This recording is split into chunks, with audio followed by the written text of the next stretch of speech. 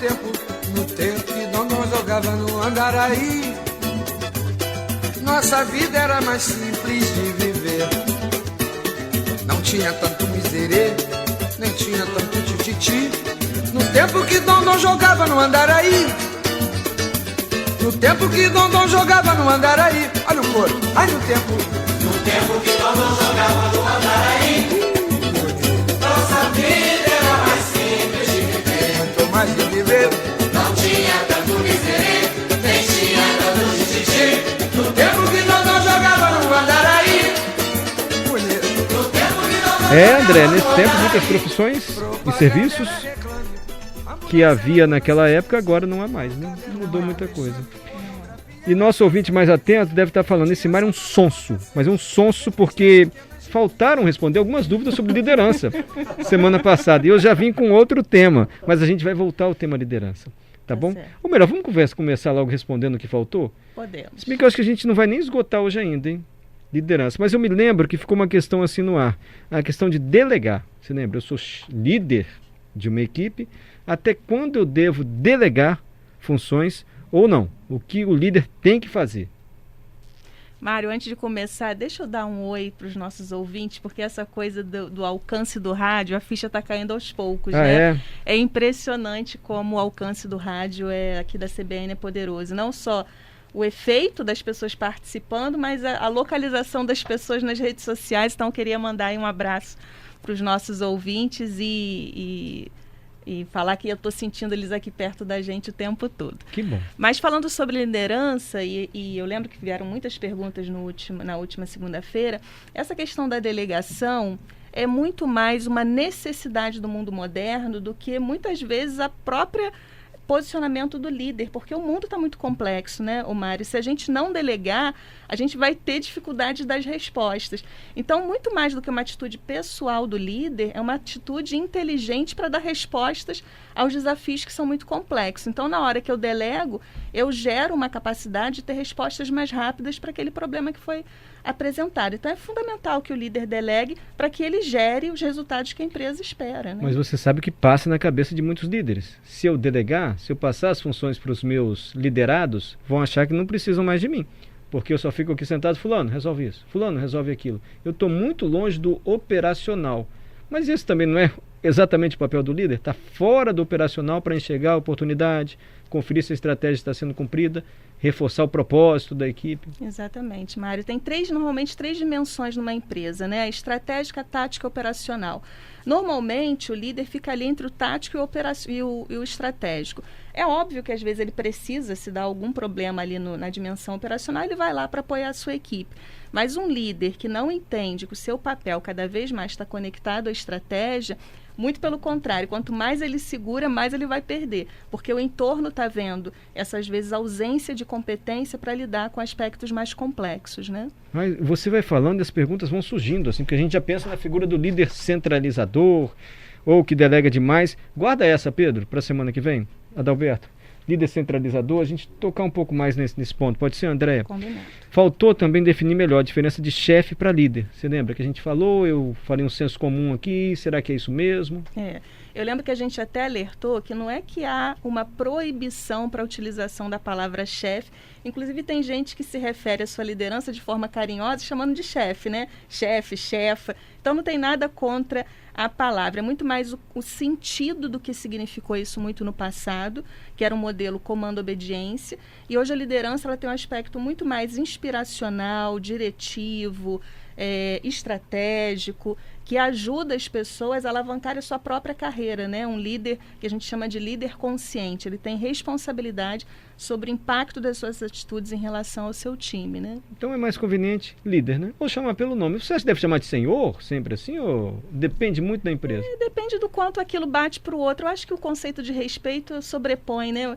Tem tantas pessoas que nos chamam de vossa, né? Só a gente vê vossa excelência, doutor, e não tem tanto respeito, né? Eu acho que está muito mais na intencionalidade do que no título, né? Mas lideranças ou chefe, eu acho que é muito mais o sentido do que a gente precisa colocar, que é o mais importante. Podemos deixar outras questões relacionadas à liderança, chefia de equipe, para a semana que vem? Vamos. Porque tem muitas questões e sempre chegam aqui. É um tema complexo, sim.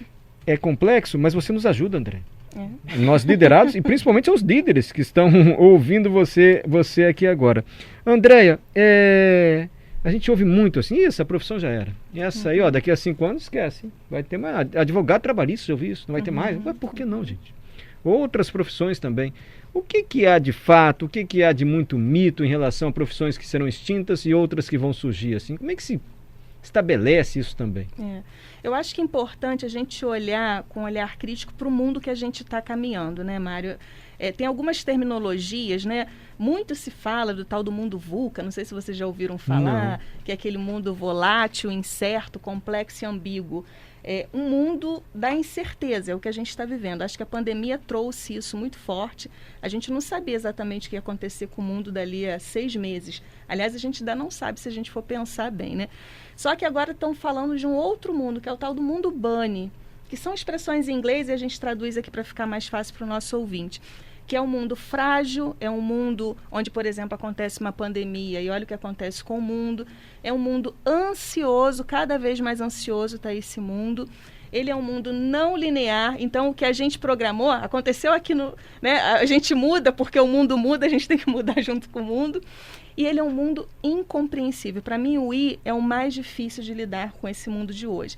A gente, de verdade, não sabe exatamente para onde está indo esse mundo. O que a gente sabe é que tem muita tecnologia associada. Mas essa, não sei se é insegurança, essa indefinição sobre o futuro não é também devido ao período que a humanidade está vivendo, em que a aceleração das mudanças acontece de uma forma sem precedentes? As mudanças nunca foram tão aceleradas como são agora, impulsionadas, claro, por essa revolução digital. Sem dúvida. Tem uma expressão, tem uma coisa que não é da nossa época, né, Mário?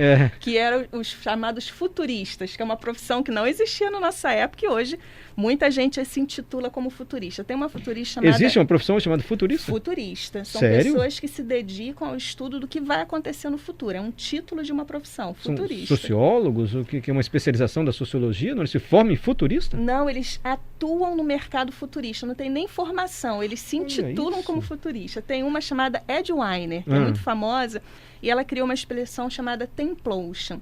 Templotion, a palavra em inglês são duas, né? Time implosion, que é a implosão do tempo.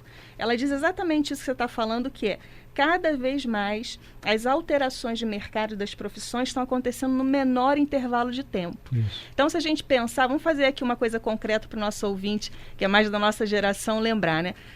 Nós fomos, não sei você, Mário, mas eu tenho certificado de datilografia. Acabei de falar que deu um show aqui. Mas isso para mim ainda é muito útil, porque eu digito rápido e sem olhar para o computador, assim, e tiro uma onda danada. Acabei de mostrar para os meninos aqui. Você também? Eu tenho, meu pai teve muito orgulho quando eu cheguei em casa com certificado de datilografia. E eu, para fazer o concurso público, tive que fazer a datilografia, porque tinha prova de datilógrafo na máquina de escrever o Olivetti. Tinham profissionais chamados datilógrafos, né? E tinham não sei quantos dedilhares por segundo, tinha uma coisa técnica em relação a isso.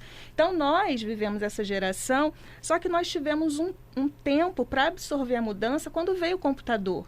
A gente vai lembrar que também era aquela caixa branca enorme, a torre ficava no chão, era branca, né? Não eram esses computadores agora.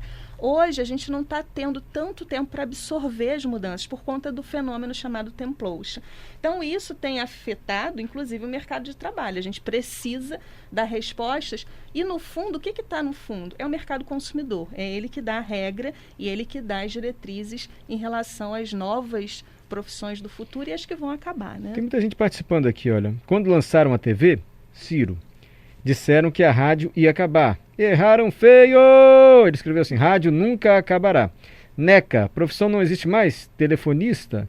E por aí vai. Zé Carlos, profissão de vendedor de enciclopédia aqui em casa também não existe mais. Enfim, mas elas foram acabando de maneira mais lenta, como você está dizendo. Hoje, a obsolescência é muito rápida, assim. De repente não serve mais. Muito rápido. E aí é um ponto de atenção para os profissionais que estão ouvindo a gente, né, Mário? Porque não dá para a gente aguardar a nossa profissão ou sumir ou se reposicionar, porque muitas não vão sumir, mas vão se reposicionar. Você acabou de falar do advogado trabalhista, que tem pessoas que sempre surge essa história, olha, um algoritmo vai substituir o advogado trabalhista. Exatamente, enfim. Porque tudo que tem uma questão repetitiva e que a gente pode colocar através da inteligência artificial, que é algo que é padronizado, é uma tendência a ser substituído. Mas é óbvio que a nossa inteligência enquanto ser humano, né, de questionar, isso vai ficar sobrepondo à questão da repetição. Então, o advogado pode ser, a gente nem pode falar porque o mundo é incompreensível do Bunny, né? Mas, a princípio, ele não vai desaparecer essa profissão, mas ele vai ter que se reposicionar indo para lugares um pouco mais sofisticados, assim como o médico, né?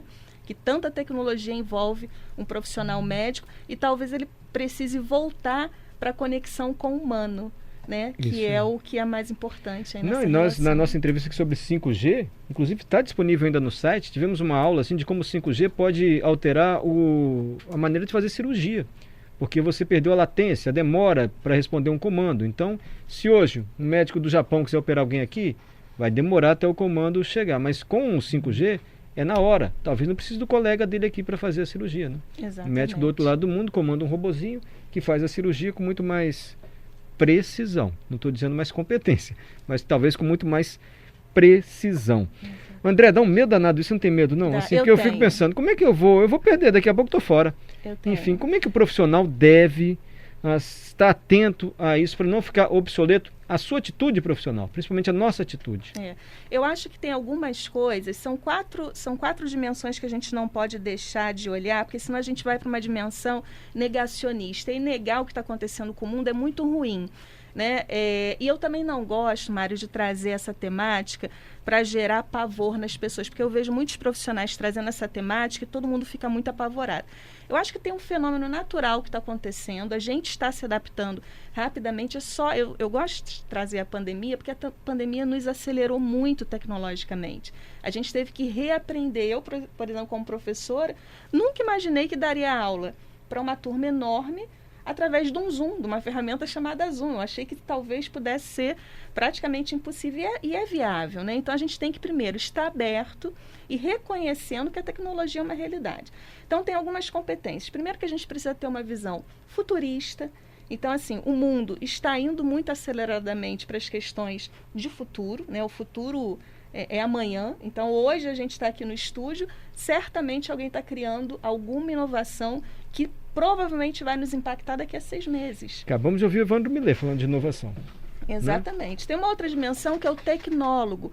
Quando a gente fala que uma competência tecnóloga, não é que a gente tem que saber de, necessariamente, inteligência artificial, robótica, internet das coisas, ou chamado Big Data, que é quando tudo vai se conectar, mas a gente tem que reconhecer que o que tem de mais moderno aí que eu posso juntar a minha profissão para acelerar e dar uma experiência melhor para o meu consumidor. Lembrando que do outro lado sempre tem o mercado consumidor. Tem uma outra dimensão que é a dimensão da inovação. Nós somos seres naturalmente inovadores. Essa coisa de que inovação é da área só de marketing, isso também caiu por terra, né? Isso é da nossa natureza humana e a gente fomenta a inovação. E, por último, um olhar humanitário. E humanitário não é só na minha relação com o outro, mas minhas decisões em relação à sociedade, ao meu ecossistema, o impacto que eu causo na sociedade a partir da minha própria relação profissional. André, então, acho que isso é importante. Para ser mais pragmático, tem assim, essa profissão vai surgir. Os futuristas ou futurólogos, como é que não? Futuristas. Futuristas já vaticinaram, essa profissão vai surgir, essa vai surgir e essa vai surgir. Quer ver uma coisa interessante, Mário, que estão dando até um apelido, estão chamando de coveiro das redes sociais. Ah, eu sei o que é isso. Pois é. E aí, eu não sei se o nosso ouvinte ou nós aqui já nos deparamos, às vezes falece, muitas pessoas faleceram durante a pandemia, e de repente a gente vê no Instagram ou no LinkedIn, alguém aparece... Morreu a pessoa. E que já faleceu. Quem é que está cuidando desse legado digital desta pessoa? Hoje, eu não sei se tem tantos profissionais assim ligados para isso, mas vai ser um mercado interessante. Sim, até porque todo mundo continua morrendo. Todo mundo. E cada vez mais as pessoas têm rede social. Exatamente. Às vezes tem coisas íntimas, ali tem obras. Aí quando a gente fala de pessoas mais de imagem, de mídia, às vezes tem um legado ali, um valor, inclusive, financeiro envolvido com a imagem dela, né? Eu fico imaginando também, é claro que isso ainda está muito distante da gente, né, Mário? Mas muito se fala, a gente acabou de viver um turismo, né, espacial, que não foi viabilizado pela NASA e não foi viabilizado por astronautas. Iniciativa privada. Iniciativa privada. Você imagina o que gerou de uma lógica de competências diferentes que a gente nem tem noção do que ainda pode surgir, né? Uhum. Andréia, guarda aí para a semana que vem. Diemer, eu queria dar uma sugestão. É a profissão day trader. Faço há 2 anos e está crescendo muito. Você explica para a gente o que é day trader na semana que vem. Por okay? favor, eu vou ter que estar aqui pesquisar, ouvinte. Tá, é o Diemer, que está falando sobre day trader. Tânia, eu morro de orgulho do meu curso de datilografia do Senac. Eu também fiz no Senac, Tânia. Ah, não. Eu fiz a prova no Senac, o curso eu fiz na escola particular de datilografia. Mário, lembra das telemensagens? Sim. Eu não, ela falou que tinha de amor, de aniversário. Sim. É aquela pessoa que quer cantar na porta do prédio? Não, e tinha também aquele bip, né? Que a gente era o o bi- antecessor do celular. Do e-mail. O antecessor do e-mail, o bip, eu acho, não era? Era o bip. Precede até o e-mail. Obrigado, viu, Andréia? Então, olha só, semana que vem mais comentários sobre liderança. Andréia, fala pro Adalberto, se você fizesse 20 anos hoje, com o conhecimento que você tem, que presente você gostaria de ganhar aos seus 27 anos? Ou de ter ganhado? Ter ganhado? Acho que tá certo. Ter recebido. Ai, Mário, eu acho que eu vou num ganhar algo voltado para a experiência. Eu vou também na viagem. Eu acho que tudo que tem experiência com viagem amplia a gente e a nossa alma rasga para caber mais coisas. Eu sempre falo isso. Então eu vou para viagem. Um amigo meu muito querido dizia que viajar cura a ignorância. Tá vendo? Ele dizia isso. Camila, se eu estivesse fazendo 27 anos, queria ganhar um curso no exterior, Canadá ou Estados Unidos. Eu tenho mais 27 anos. Eu queria ganhar salvação, ter a vida eterna. Eita, Edson, de Colatina. Quer, Adalberto? Eu fiquei pensativo agora. Você pergunta se a gente quer aguentar você para sempre também, Adalberto. Tem isso também. André, muito agradecido, tá? Eu que agradeço. Você podia comentar também aquele livro do...